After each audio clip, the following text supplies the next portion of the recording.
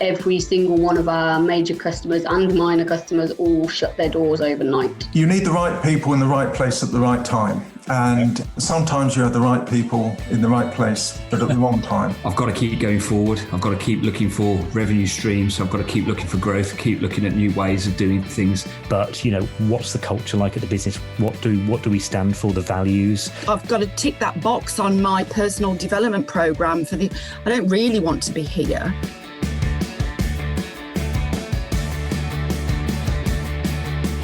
Scaling a business is not necessarily that easy. If it were, we wouldn't have the vast majority of businesses remaining below 10 employees. However, there are some sound principles of successfully scaling a business, and the really good news is that those principles are intrinsically linked with building a valuable business. So that means that if we're building a scalable business, then we're also building a valuable business. If you'd like to understand more about those principles and access a range of resources to help you in your scale-up journey, then why not take a look at www.bizsmarts.co.uk. That's BizSmarts, BIZSMARTS.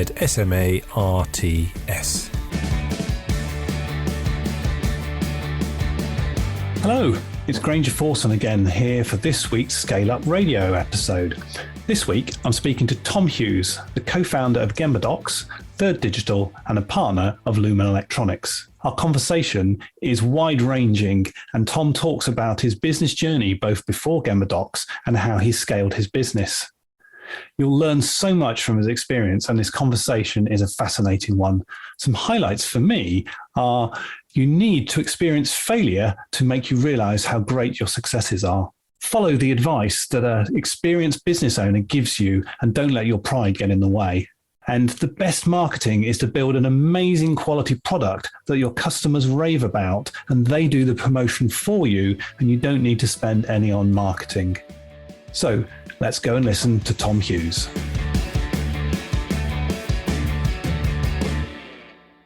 Tom Hughes, welcome to ScaleUp Radio. Please introduce yourself to our audience. Yeah, hi, I'm Tom Hughes, and I'm a founder at the business called GembaDocs. I'm also a business partner in another business called Lumen Electronics, and I would also be a self-confessed lean maniac. My career background is I'm from Northern Ireland, as you might be able to tell from my accent. I went to university in Birmingham in the heart of the automotive industry in the UK. Studied industrial information technology, 10 years in automotive tier one supply, working directly with the Japanese companies, the Toyotas, the Nissans, the Hondas. I spent a year in Germany. I learned German, again, in the heart of European automotive. It was a great experience. I loved Germany. I came back from there. I worked with Alstom, a big French multinational. I was the sourcing director for one of their divisions. It's a 400 million euro division, factories all over the world. Interesting experience. Decided to take a year out and do an MBA. Came back to Ireland, did an MBA at Trinity College Dublin, which was again another amazing experience. It was a big risk at the time. So I was self-funding it and my career was already going quite well. And but I sold my house in England, took the equity, invested it in a year. A lot of people thought I was mad. And it was one of the best things I ever did in my career. From there, I was very much red in my bank account. And it was a tough time because there was a dot-bomb recession had happened. This is 2003. The year previous, people doing my MBA were getting unsolicited offers of like six figures. And the year I graduated, there was nobody recruiting. All the big consultancy firms were laying people off. Investment banking, which is what I'd actually wanted to do, not a hope in hell you were going to get into that, do a career transition. So I ended up applying for a job in the Sunday Times that I never bought. And I probably bought it twice in my life, and I bought it because there was an interview with Keith Richards in this supplement. And I was upstairs despondent. I'll never forget it. I was upstairs in my study because at the time I was earning less money than I was in my very first job after college. And it was tough. And I was working as a contractor for a local automotive company.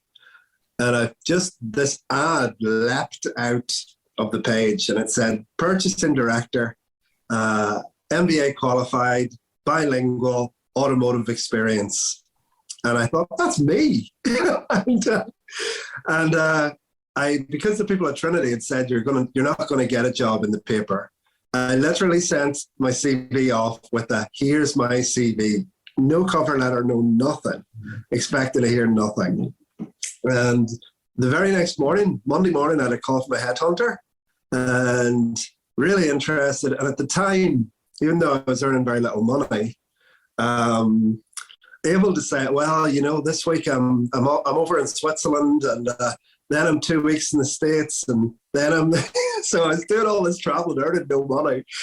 But it sounded like I was a jet setter. And the headhunter said, when's the next time you're flying out? I said, Wednesday morning, I'm going to Switzerland. And I'll meet you there. So he flew over from England, met me at Dublin Airport. The interview was at like 4:30 in the morning. And did the interview, flew through that interview with him. He said, right, the CEO is going to want to talk to you. Great. When's that going to happen? They arranged that for the following weekend. Anyway, long story short, time after that, I met the chairman. 2 weeks later, I had the job. And I was one of 350 applicants for that job. And I later found out that the CEO had been offered a PA within his budget, and he said, I don't need a PA, I need a purchasing director, supply chain director. So I was a fancy PA. But anyway, it was a fantastic experience. That company was called Olair. And at the time, we were about 45 million euro and not making any money. We had units all over the world. Our main manufacturing presence was in France. We also had factories in the UK, Sweden. Later on, we had China and India, and USA was also another one. And anyway, long story short, that was a private equity-backed company. The secondary buyout was performed about 2.5 years later, and I became a proper director and a shareholder. And it was an amazing journey. We grew that business to just over $200 million, and we totally transformed the culture of that business. It was an amazing experience, and one I look back really fondly to this day. Made a lot of friends. And and we exited, did the exit fairy tale, sold it to Parker Hannifin. At the time they were a $12 billion company. And it was an interesting experience because I invested so much of my heart and soul into that business. Again, with cards on the table, it was nice for me because I got to pocket quite a lot of money by my standards. I've since learned it's not that much money, but it was enough for me not to work for a while anyway. But, I wasn't happy leaving the company, and it wasn't nice what happened with Olair after that acquisition. It wasn't treated in a way that I was comfortable with, which is why I didn't stay on. But anyway, I'm going to be very fast from there. And then bluntly speaking, this is probably interesting for your listeners. Up until that point, all I'd ever experienced in my business life was success. Everything I touched was good. And everything I touched was from something not very good to something, good. And I was very proud of that. And I felt probably a little bit, looking back on it, probably a little arrogant. I went into a business I knew nothing about. And I blew a load of money on a health restaurant business. The intention was to create one and scale it. And I wasn't completely stupid. I got a lot of people who knew what they were doing around me, but it wasn't successful. And I probably, if I'd stuck at it, it would have worked. But I realized it just wasn't the kind of business I wanted to be involved in. And so that was my first taste of failure.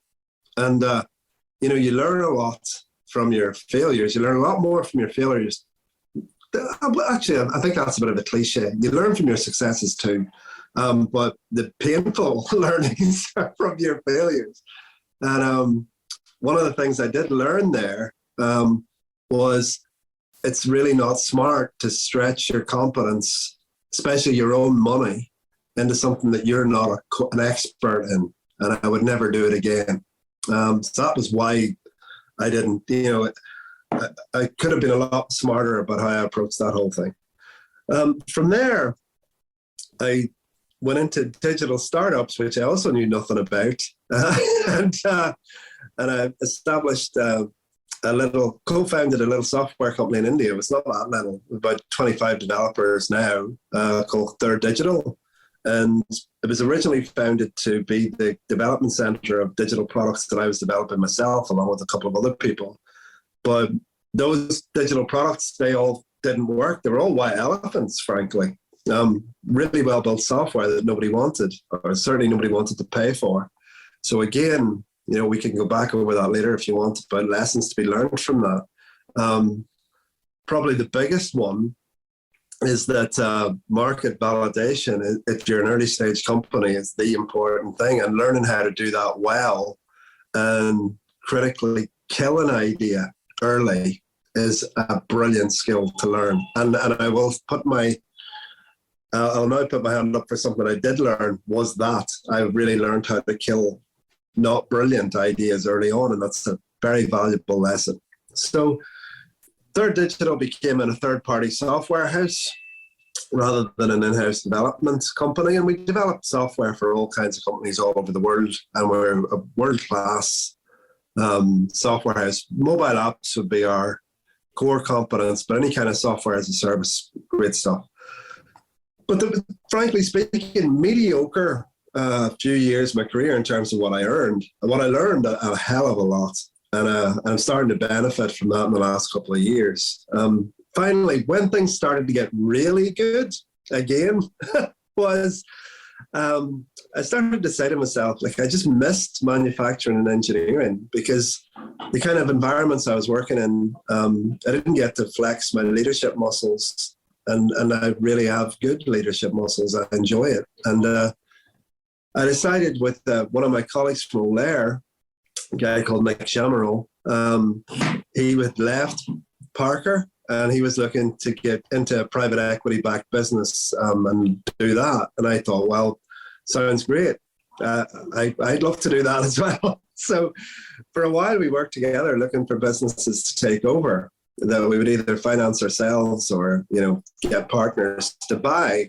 And we did that, and we came across a business in Northern Ireland, and they're a good target. And long story short, Nick didn't end up coming in to that adventure with me, but I went in on my own. Did a vested deal with that company to turn around, too strong a word, strategically shift them into another area. And I thought I was coming in to move them, to use their existing production technology and get into new markets. And but first day, the ownership team sat down with me and said, we want you to implement Lean. And I was absolutely horrified. When I present this to an audience, I use the Edward Munch picture of the screen, and a loud screaming noise in the background. It's like, oh my God, not Lean. Because my experience of Lean had been one of really effective tool, and I enjoyed the tools myself, but not inspiring, not fun. I hadn't had a factory-based job in over 15 years. I perceived Lean as being below me. And I was asking myself, where's the team? Because my version of Lean that I'd experienced up to that point was, the Lean of workshops and consultants and flip charts and graphs and audits. And frankly speaking, every word that's just fallen out of my mouth in the last minute, I hate. That's the truth. Really tedious. And I knew they didn't have the money they certainly didn't want to spend the money and invest it in a team. So anyway, next few weeks, I tried to sort of push the Lean train in the traditional way. I started doing these little training workshops around 5S and starting to get the people, to know what that is, and really hard work. And I'd engaged with the local. I know that well. Yes, I've been in that marketplace, as a consultant going into companies in my past, making those starts, and I know what you mean by pushing the train. Like I've been through that several times in my career, like working with consultants doing that kind of thing, and it's just I find it, as I said, effective in the short term. You'll make a transformational change to your processes, but nothing long term. Walks out with the consultant. And so I wasn't looking forward to that journey, to say it mildly. And I got we have a local government agency here called an SNI. And I got them in because I thought, well, they might be able to fund, half a person. So I can have that sort of right-hand lean facilitator kind of person. And we got them in, there was no money. And the great piece of value, I'll never forget the words that came out of Jeff Crawford, is the guy from InvestNI who came in, and another guy, Barry, oh my God, I forget Barry's second name, but former Michelin automotive people, good lean guys. And they said that when I was getting visibly uninspired by what was happening, they said, there's this company in Limavady, and they're amazing at lean. And I'll never forget the words. And then they showed me this YouTube video of Seeding Matters that are local here in Northern Ireland. And it was the Paul Akers tour of Seeding Matters. And no joke, within seconds, I was hooked. It was like, oh my Lord, this is it. Because it was exciting and fun, and you could feel the energy, and it was a leadership project. And you could see that it was lean for everybody. It wasn't just an elite few people pushing lean on the rest of the poor, already overburdened organization. This was a whole other thing. And I was so fortunate that Jeff gave me Ryan Tierney from Seaton Matters' mobile number. And I'd reached out to him before close of play, and that was in the mid-afternoon, to Ryan on WhatsApp. Ryan came back to me straight away, so helpful, so supportive. It's incredible. And that's the case for everybody in the 2-second lean community, is the same. And so Ryan, you need to read this book, 2-Second Lean. You can get it on Audible, and I was already listening to it on my way home. Within 36 hours, I'd listened to the whole book. Totally got it first time, most of it anyway. And so now it was on to Paul Akers, because Ryan encouraged me to get in touch with Paul Akers directly. And I was like, this dude's written like a best-selling book. He's not going to answer some random dude from Northern Ireland reaching out to him. Anyway, it's hilarious. I've still got the messages. I use them when I do consulting work because I recorded them into videos.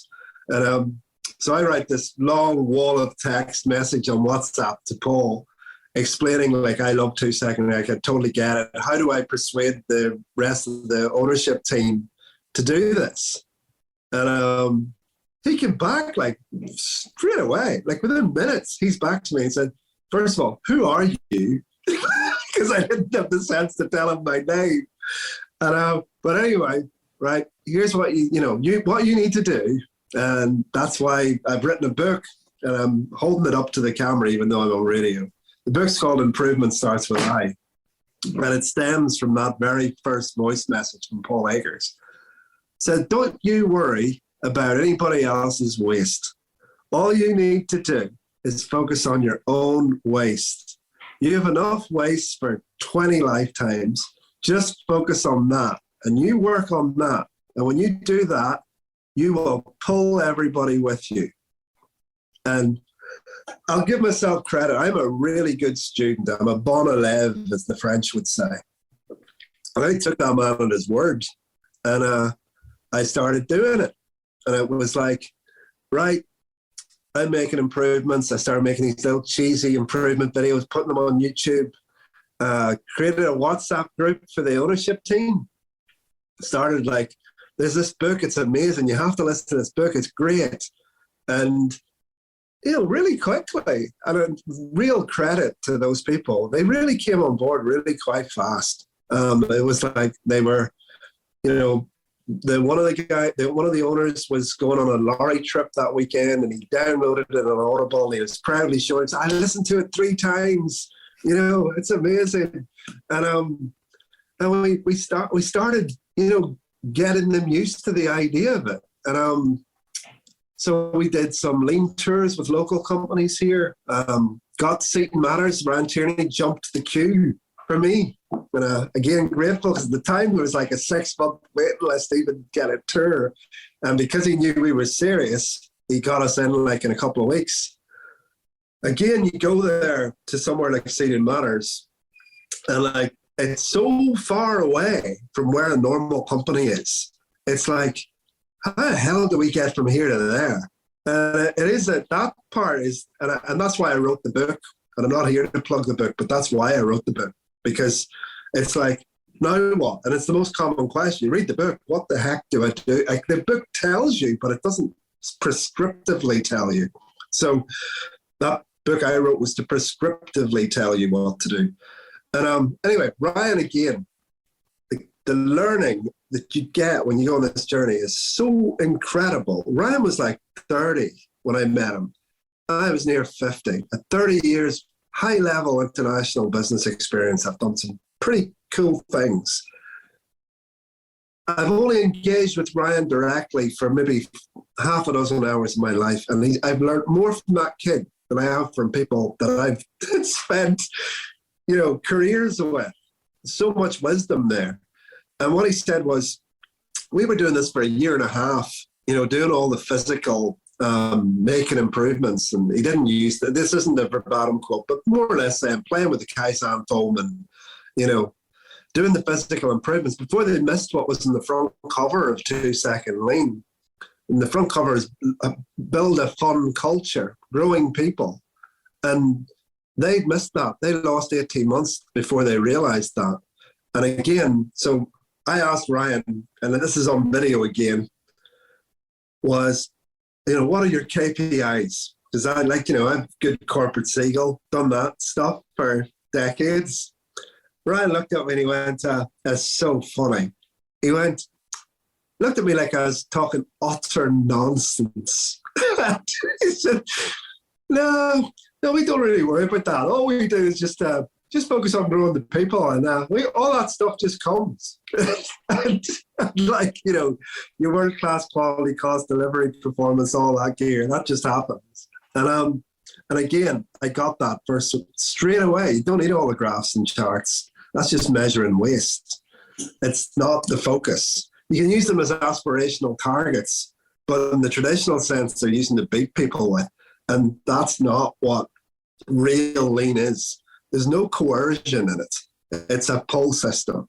It's an inspirational leadership system. Anyway, long story short, got back to the people in the company I was working in, and, you know, we had some serious barriers to put in lean in place that were really difficult for the people I was working with to buy into change. And we had a piece rate system, for example, that actively disincentivized teamwork and improvement. And that had to go. We couldn't do lean. And that system had been in place for like ever. The company, I think, was 40 years old, and that system had been in place from the beginning. So they thought that if we took the system out, everybody's just going to do nothing. And plus, the way I did the lean in that company, we were losing an hour a day. I was doing a half-hour morning meeting and a half-hour improvement time every day. Plus, you're taking away the payment system crutch. So eventually, because I wouldn't start the formal lean till we got that changed, and we did, and we changed everybody's job titles from supervisor, which is a word I absolutely detest. Supervisor. What does that tell everybody? We don't trust you. We need these people to watch you to make sure you're doing stuff. So that word had to go. We went to team leader, and we took away, I can't even remember what operators were called, but we called them team members. So we went from team leader and team members, and changed the payment system to a tiered system around hands, head, and heart. And that was the three. And this is important because we still had a hands element. It wasn't about how many, widgets you made that hour. That was all about learning your different machines, multi-scaling, developing, being able to train others. And that was what that was all about. Then we had a heart element, which was basically how you were participating in lean and how you were engaging in team activities. And finally, we had a head element, which was all about personal development.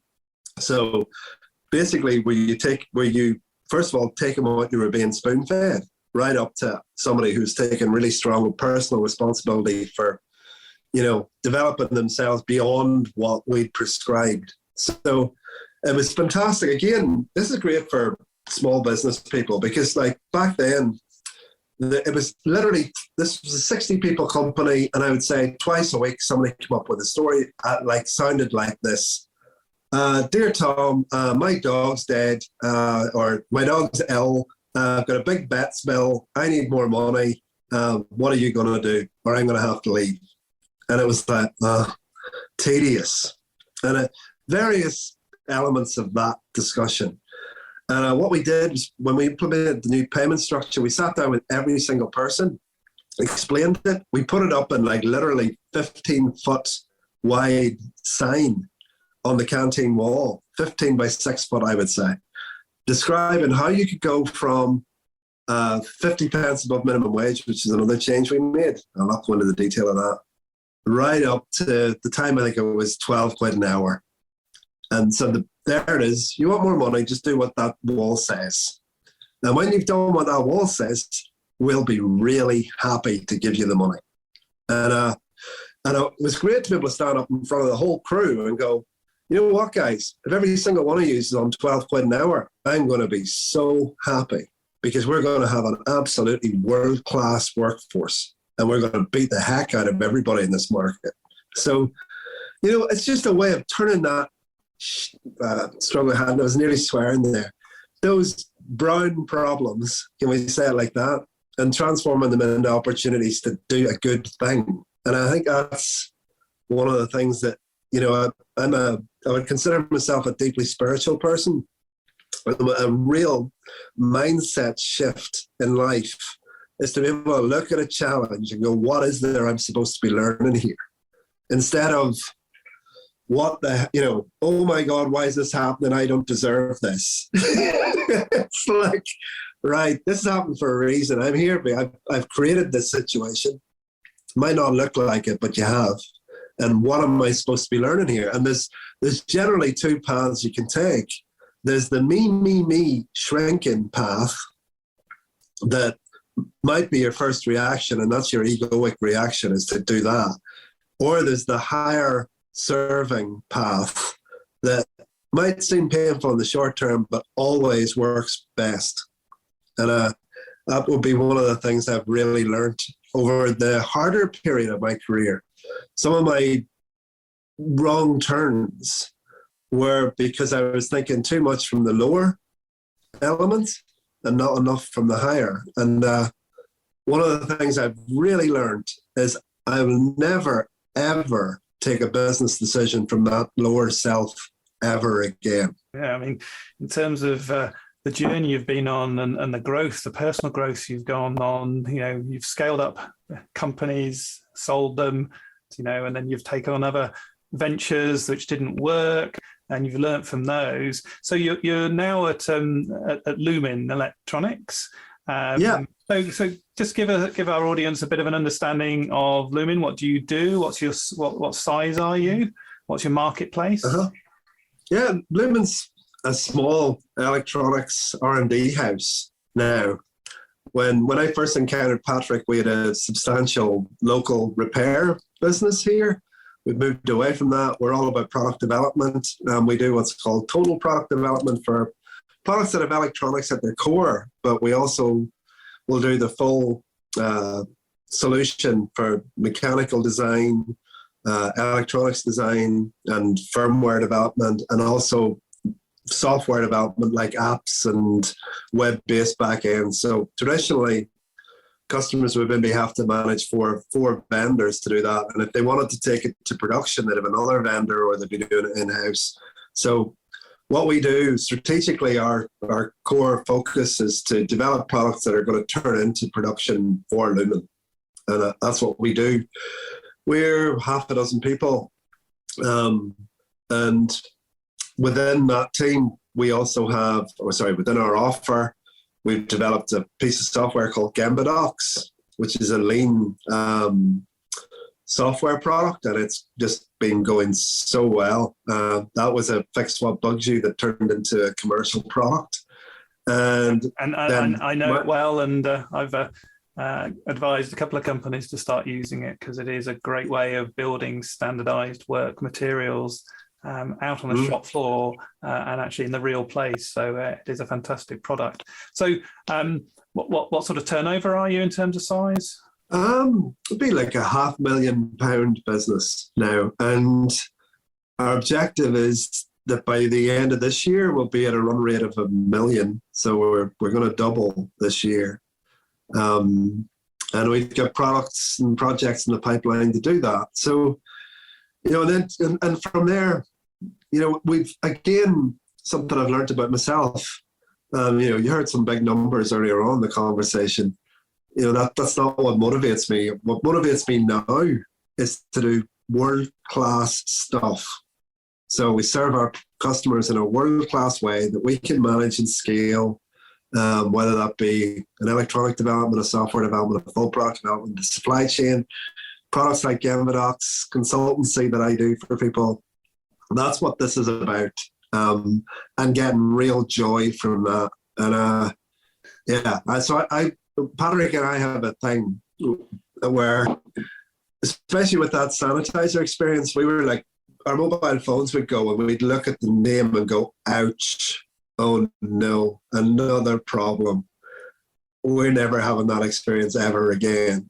And now even the people we do business with, customers and suppliers, if anybody gives us that feeling, when we look at the phone and go, oh, not him or her, we're not doing business with that person long term. We're only doing business with great people who have the same mindset as us, because I don't have time in my life to deal with people that are trying to take from me. So where we go, and our objective with, again, I love being candid about this. I'm 51. My personal sort of financial objective is that by the time I'm 55, that I don't have to work. Highly likely that I will work. I have no intention to stop and work till the grave comes, because I love what I do. I couldn't imagine, playing golf or whatever all the time. I really have a passion for what I do. But, to be that properly free financial by that time, that would be the personal, the personal lower motivation. But the higher motivation is the one that drives us, and that's to do world-class stuff.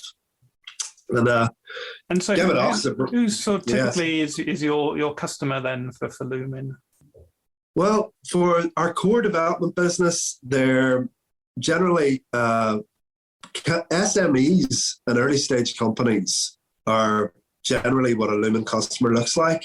But we also have some, global customers like Terex, for example. So we're playing at that level as well. So, what we know about in the market is that electronic engineering is an extremely scarce resource. There's very little out there in the UK and Ireland. There's not even many third-party development houses, frankly. It's a difficult business to make stand up on its own without having recurring revenue off production.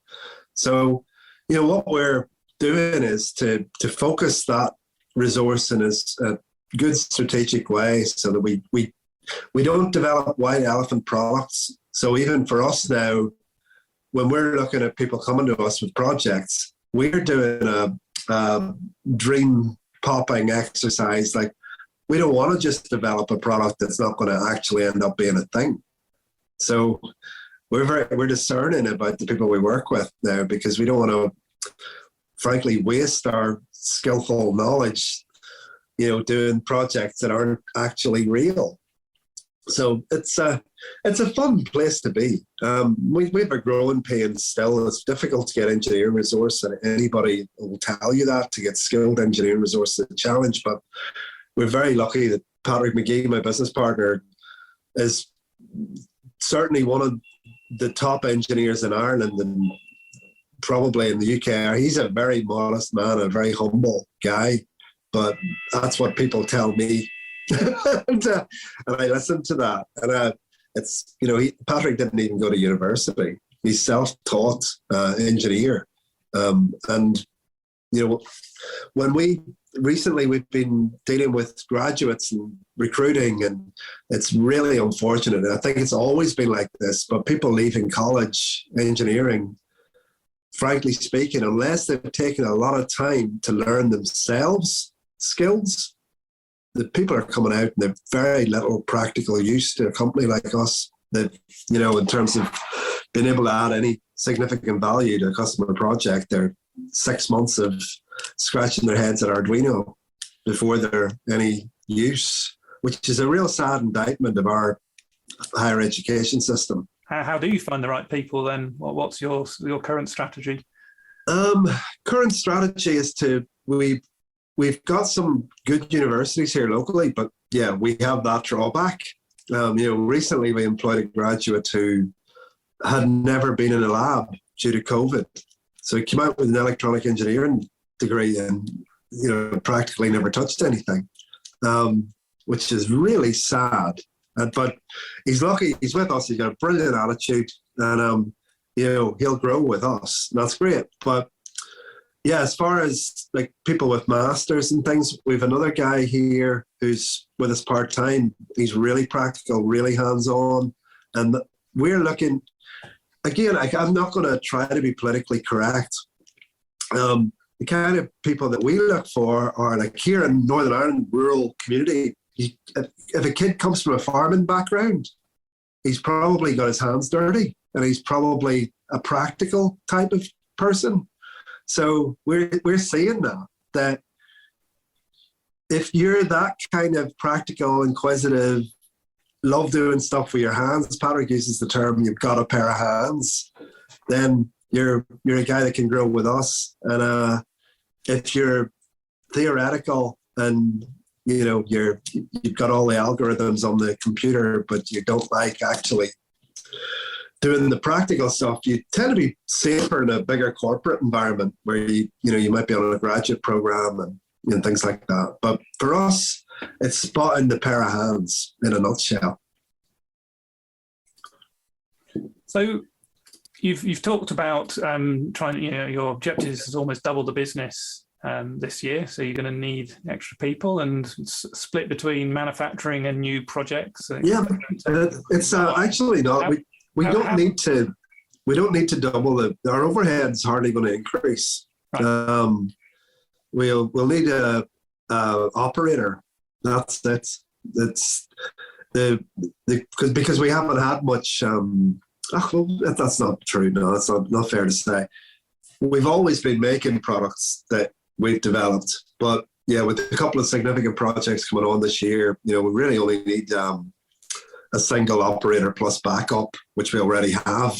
Okay. So the overheads aren't going to scale with the sales. As you grow, how will you keep the culture within the business? Lean's the tool for that.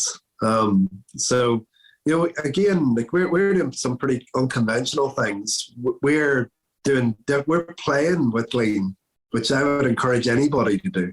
Like at the moment, frankly speaking, there are days here when there's 3 of us, and it feels silly having a dog and pony presentation when there's 3 people standing. So there are days where we'll just go and look at waste. We're starting to come to that. Let's just look at waste. We got 2 new guys, and what is Lean at its core? And I'm even though I've just written a book on this subject, I'll probably get another one in. It's addictive. But what I'm starting to understand is that what is Lean? Well, it's building culture, growing people, and I try to define what those things actually are in the book. But learning to see waste and acting upon it is practically what Lean is. So and waste, Patrick and I did a AME lean tour around this subject. The traditional wastes that are in lean are really cool if you've got a manufacturing company, but for everything else around that, they're not adequate. I strongly don't think. So if you're in an electronic engineering business and you start talking about inventory and overproduction and things like that, they just don't translate. So, going down a rabbit hole on a project, on a feature that the customer didn't really want, that's it. That's waste. So we're playing with that at the moment in our daily meetings. It's like, we're still standing around. We're learning about waste with the new guy, and then we'll do our half-hour 3S improvement time. And as long as we can keep positive energy going and it doesn't turn into a dog and pony show, which is where people fail with lean. When they try to do 2-second lean and they go, oh, what's the paint by numbers? We need to do a morning meeting. We need to do the improvement time. And then things get stale really quickly. And if you don't, that's where people fall down. So again, I write about this in the book. It's like, what's important with your lean journey? Engagement is the most important thing, not improvements and not results. And, I can imagine these corporate people going, what? Results aren't important. They're all byproducts of the engagement. So if you have really boring meetings and people go, why are we doing this? Oh my God. Your lean's not working. The most important thing is that people are like, great, looking forward to the morning meeting. That's going to be a bit of crack, as we say here, a bit of crack means fun. Yeah, and so that would be the same for any meeting in a business. If people are saying, why are we here? Then actually you've failed in terms of the purpose of any meeting. Well, you want to talk about wastes? Meetings. Yeah. Like meetings in general are 80% waste, at least. So anyway. Just thinking about your customers, and sharing with our listeners. So, what are your sort of marketing strategies? How do you find new customers to grow? It's probably because Lumen, we have more business than we know what to do with. So it's not really an issue for Lumen because we have a very restricted capacity in terms of the product development resource we can have and still have a world-class output. And so that part of our business, we don't try to market it. Business. Well, as we've a new product coming into the second half of the year that can be scaled without a lot of engineering resource. So that'll turn into a business development exercise for me. So we'll be looking to sell that to more people that look like big OEMs. So that'll just be using my own personal network to get warm introductions to people that matter in those organizations. So that's 101. It's probably more interesting to talk about GembaDocs because that's a brilliant product. Like, people literally, I get messages every day from customers raving about it. Like, people literally using words like addicted. And I totally get it. It's so much fun to do. And so you look at that and go, well, that's a massive opportunity there because, I benchmark other software that looks a bit like GembaDocs. And generally it's the typical BS lean. You need a consultant and it's, and it's really complicated and an operator could never get near using it and all that rubbish. The things I hate about the word lean is what most of all of the competitors that I'm aware of look like. And they all come with a 5-figure price tag every year and all of that. And so they're only really for large companies and they generally fit with the really big ones that, honest to God, in my opinion, don't do lean properly. This corporate, boring, staid lean. So with GembaDocs, we have a brilliant product. How the heck do we get the word out there to the people that could benefit from it? That's a marketing challenge that, frankly speaking, like I only have a really rudimentary set of skills with. And in this one, I would regard Paul Akers as a very close friend. He hates it when I say this, but he's like a father figure to me. And he's a very young father because he's only 10 years older than me. But he gave us some brilliant advice. So I'm gonna tell you what we're doing with GembaDocs. Traditionally you'd look at a software as a service product like that. It's not got a huge high price tag. Use pay-per-click to get your leads and put them through the sales funnel on your landing page and onboarding process and all of that. And we've done that. And mediocre success. And what Paul counseled me to do, and again I've been a bon élève, just get the damn product right. Make the product people rave about it, and the rest will take care of itself. And that's what's happening. So, for example, we've had development decisions to take around, let's improve the onboarding process or the sort of salesy end of the product, or shall we make the product itself better? And we're doing the second one. And then what we're finding is, like, we've had about 250 customers sign up for free trials with GembaDocs. I'm giving you some nuts and bolts data. We got about 40 paying customers now. And that conversion number is improving every week. So people that are coming on board, that they're wanting the product great. I have no hesitation in saying that. We're being compared.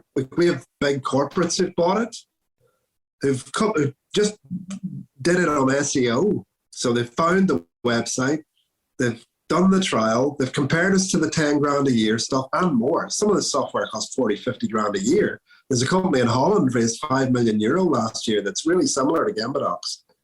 And we're beating them, which gives me great joy. So we're going through that 3-month purchasing process, assessment, blah, blah, price, blah, everything. And we're winning. And we're winning because we're simple. That's what they're telling us. We're simple. Anybody can use GembaDocs, not a consultancy thing. It's a 2-second lean job as far as the software goes, keeping it really simple.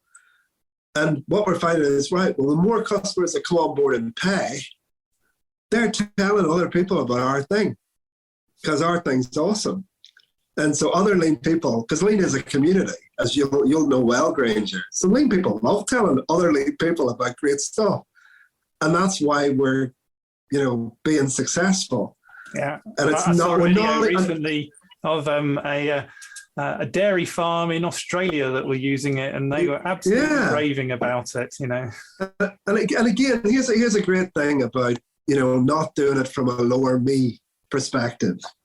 Because that guy came on and he said, like, we're a farm in Australia, we can't afford, like, it was $200 is our base price point. Can't really afford that. I love it though. Can you let me have it? I just said to him, what can you afford? And I think he said $60. Yeah, have it then. And he loves it and he goes and raves about it. And I had another one, similar example. It was on the 2-Second Lean Facebook group. A guy downloaded GembaDocs, a one-man band in US. Lovely guy. I won't mention his name. He's just great. And I could tell he certainly didn't want to spend the money, and he was tight enough, and he didn't have a second employee and stuff. And he did a great video on Facebook without me asking him to about GembaDocs. And I just gave him a free for life, have it. And I didn't do that because, he's going to talk about us. It wasn't from that mentality. It was like, that dude's going to really benefit from having GembaDocs. He loves it. I'm going to give it to him. And he's been amazing. It makes me a bit emotional. He's been amazing. He's raves to people about GembaDocs. And my advice to people is forget about selling. Just do great stuff that your customers are going to rave about, and the rest will take care of itself. And that's sorry. No, didn't expect this. That's fantastic advice. And I learned that from Paul Akers. He said, so forget about the me, forget about pushing it on to people and all that stuff. The only thing that you can construe as push that I do is I do quick little informative videos that I put up on YouTube and LinkedIn about how people can better use the product better, or great use cases that customers send me. And that's in the spirit of getting the word out there. But apart from that, I don't do any selling. and just get the product really good. And now we can see, the signups are increasing every week, the conversions are increasing every week, and God knows where we're going to be by the end of the year. And that's going to be amazing. And like another one that we're doing, we had a university in San Diego come, and this is a great lower self versus higher self choice again. So a guy comes, he runs a lean module on an engineering course in University of San Diego. How much can I have it for? And I was a bit of an idiot. I was like, oh, well, how much can I get out of this guy? And, in spite of what I said, I still am an idiot sometimes. And I think, what can you afford? And he was being reticent. And in the end, I just went, have it. I want you to have it. So, and now we're going, well, and we gave it to another high school in Washington State that one of the FastCap guys is now working at. He didn't ask for it, but I offered it to him, and he's using it for free. So we want to give it to education institutions because they generally have a tight budget and can't have it. So have it. Kids, learn about standard work. This is what an important part. It's the foundation of a good lean system. Give it to them. And I do know, I won't say that I'm a saint, I'll say, but behind that, what I know is going to happen, people are going to use it at college. It's really simple. It's cool. In 3 years' time, they might be out in the workforce going, we need that GembaDocs thing. But the spirit behind it is that person needs the product. How can I get the product to them?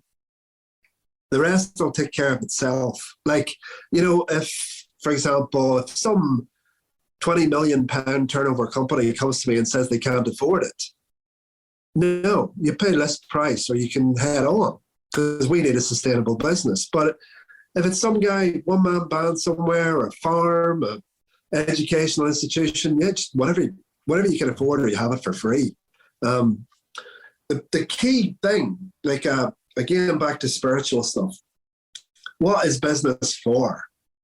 Business is here so that people can provide value to as many people as they can.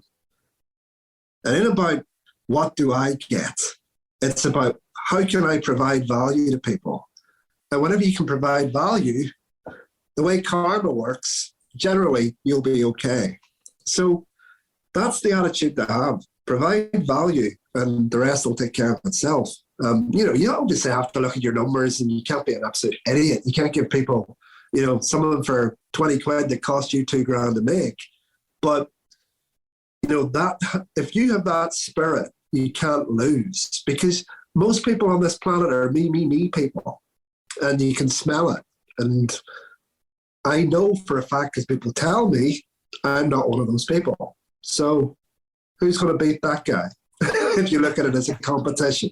Wow, Tom, what a fantastic story you've given to us, and some amazing advice in terms of how to go to market, which is radically different to what most people will say, and in terms of finding your marketplace and growing your marketplace, and really, as you say, just focusing on making your product most excellent in terms of what it can possibly do, and simple to use in terms of doing that, and just starting to sort of get it out there in terms of people reviewing it yourself and themselves and displaying it, everything else, very different approach in terms of the standard marketing stuff that we and again, giving credit where that credit's due. Like, I'm very fortunate that I consider Paul my mentor. He had to give a few slaps to me around that. I didn't learn it first time. So, again, the challenges you face, you do the pay-per-click thing. Is this working? Are we just pouring money down the drain? Because we did that. Yeah. Paul had already given us that advice, and we were doing it anyway. And then I go, no, I'm going to listen to Paul now. Switch that pay-per-click thing off. And it's only got better since. Brilliant. So, Tom, yeah, I'll tell you, last little piece of advice there, just for clarity for people. Learn off somebody who's done it already, because my scaling experience before was more of a turnaround than it was a scale. It was taking an existing company with 400 people that wasn't making much dough, and turning it into 600 people thing that was doing it. It's a very different challenge from an early stage company. From a nothing to a something. It's a whole other challenge. So, if somebody wanted me on their board, I'd still consider myself the first guy. I really know in depth how to do that. The from nothing to something guy, well, Paul Akers did that. Paul Akers took he told me that originally the fast cap, again in the spirit of, service, he thought, I might make enough money from fast cap to pay for a vacation every year. So it wasn't about, being a multimillionaire. And so I look at Paul and go, well, he knows how to do that. I don't. He's world class at it. I'm so fortunate to have somebody like that. So I'm just going to listen to him. And as you can tell, I haven't been perfect at listening, but, I do learn. And it's that, that's a really important piece of advice. If you can get somebody who's already done it and then be smart enough to listen to them, you'll go a long way. Brilliant. Tom, just take us through your book. When's it going to be published? How can people get hold of it? So I've just got the very, very final edit this morning. I got the test print of the almost final edit, which I'm really happy with. We're going to have a website, improvementstartswithI.com, that will be up in the next 2 or 3 weeks. And the book will be available to buy on that, but it'll also be available to download as a free PDF. We're going to have it on the Lean Play app. It'll be an audio version on YouTube. It'll also be free. So one thing, and it's not because I will recommend that people get the physical book, because I actually myself generally don't read books. I listen to Audible, but there's such a rich format in the book. It's really interesting to look at. There's photos and there's QR codes and there's videos. And the best experience would be do the book. And if you've got a lean company, use it as a learning club. It'd be a good. And it actually looks quite a lot like 2 second lean. I'm just showing for those. Just showing Tom my copy of 2 Second Lean from Paul Akers, which I even have signed as well. I actually have 3 copies of this physical book. One that I write in and play in. One that I keep treasured in terms of that. Physical book is really important to really sort of learn and grow. Well, it's actually, I have no problems. It's the second most influential book I've ever read in my life. 2 Second Lean has totally changed my life. I can say that. And it wasn't that my life was a car crash prior to 2 Second Lean, but if I'd read that book in my 20s, Lord knows what would have happened. And you have to ask, and I'm going to tell you anyway, the most important book I've ever read is Autobiography of a Yogi by Paramahansa Yogananda. So I was going to get to that because we like to finish our interviews, Tom, with a little quick fire round. So we'll see if we can make this happen in sort of little short answers. I loved your story and everything you've given us so far, and this is such a rich interview that people can listen to it multiple times and pick up something new every single time. So a few short answers. If you could go back to your younger you, what advice would you give yourself? Stop drinking alcohol. Which books would you recommend? You've already said that, but I'd give you 3. Awareness by Anthony DeMello, The Untethered Soul by Michael Singer, and Autobiography of a Yogi by Paramahansa Yogananda. 3 very important books. Do you listen to any podcasts? If you do, what would you recommend? I don't really. The closest one I would recommend is the ScaleX podcast by Brendan McGurgan. He has a book coming out in the next few weeks, and I really respect Brendan. He interviews some really cool people all around scaling up, funnily enough. What are your most useful apps on your phone? Signal, obviously GembaDocs, WhatsApp and YouTube. Signal being by far my favorite. generally because of the lean groups. Some amazing, just how much you can learn if you're in a good group. It's incredible. Who's had the most influence on you as a business leader? Clearly, spent half the interview talking about Paul Akers. No question about it. And you've talked about this, but your most successful marketing tactic? Yeah, just be good. Brilliant. Well, Tom, fantastic interview, and there's so much in this. So how can people get hold of you? You can. My mobile number, which I'm very happy for people to have, is it's UK +44, and then if you're in the UK, it's 07712 133 615, and preferably do that on WhatsApp or Signal by voice memo. I'm not even giving you my email address because I don't like email. But I'd be delighted. Anybody wants to talk to me, you can probably tell I like talking. So I'm delighted to help anybody around. As a personal advocate of 2-second lean, voice interaction is the most powerful thing that anything could be introduced into a business. Very much so. Even people that are used in WhatsApp groups, because lots of people are doing that. They're doing walls of text. It doesn't build the engagement the way the voice memos do. You can hear people's intention, their inflection, and what's going on emotionally. And it's so much better for communication rather than a wall of text. So even if you have a group, whether it's a fishing club or cycling group or whatever, I couldn't recommend more. Just go voice memo only. It'll be a lot more engaging.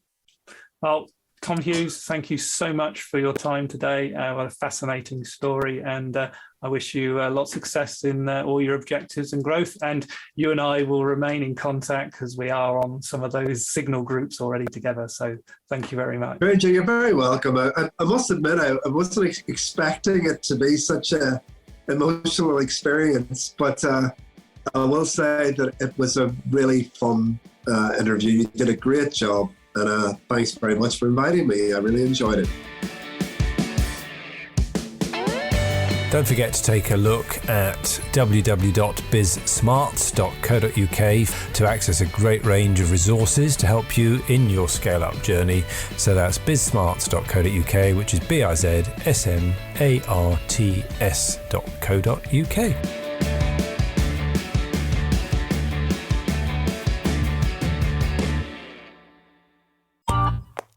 This has been a Monkey Pants Productions podcast.